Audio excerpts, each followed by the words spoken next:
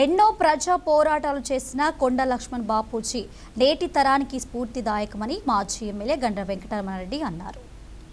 కొండా లక్ష్మణ్ బాపూజీ జయంతి సందర్భంగా భూపాలపల్లి జిల్లా కేంద్రంలో వారి విగ్రహానికి పూలమాల వేసి నివాళులర్పించారు. ఈ సందర్భంగా కొండా లక్ష్మణ్ బాపూజీ విగ్రహ ప్రతిష్టాపన committee convener Elagonda Rajendra Prasad, co convener Addagatla Sridhar, Gorlaveedu గ్రామ సీనియర్ నాయకులు నరసయ్య, పద్మశాలి కుల పెద్దలు మాజీ ఎమ్మెల్యేను శాలువతో సన్మానించారు. కొండా లక్ష్మణ్ బాపూజీ పోరాట స్ఫూర్తిని భావి తరాల యువత పునికి పుచ్చుకొని ఆ దిశగా పనిచేయాలని గండ్ర వెంకటరమణారెడ్డి కోరారు.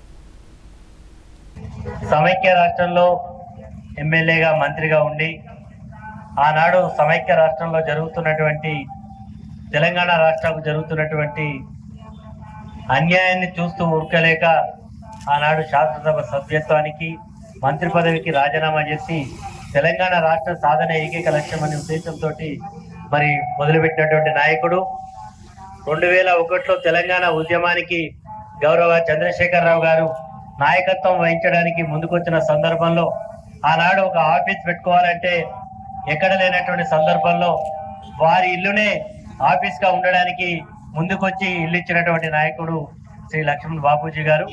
ఆయన తెలంగాణ రాష్ట్రం వచ్చే వరకు కూడా ఎప్పుడు కూడా తెలంగాణ రాష్ట్రం వస్తేనే ఈ ప్రాంతానికి న్యాయం జరుగుతుందని ఆలోచనతోటి ముందుకు పోయినటువంటి గొప్ప నాయకుడు అని చెప్పడానికి మనం ఎంతో గర్వపడాలి. మరి ఈరోజు వారు పుట్టినటువంటి కులం మరి ఆనాడు పద్మశాలి కులంలో పుట్టిన మరి గొప్ప గొప్ప రాజకీయ నాయకులు ఆనాడు ఉన్నప్పటికీ కూడా అందరినీ కూడా పక్కకు జరిపి రాజకీయాల్లో సుదీర్ఘంగా మరి సేవలు అందించినటువంటి గొప్ప నాయకుడు అని చెప్పడానికి మనం ఎంతో గర్వపడాలి.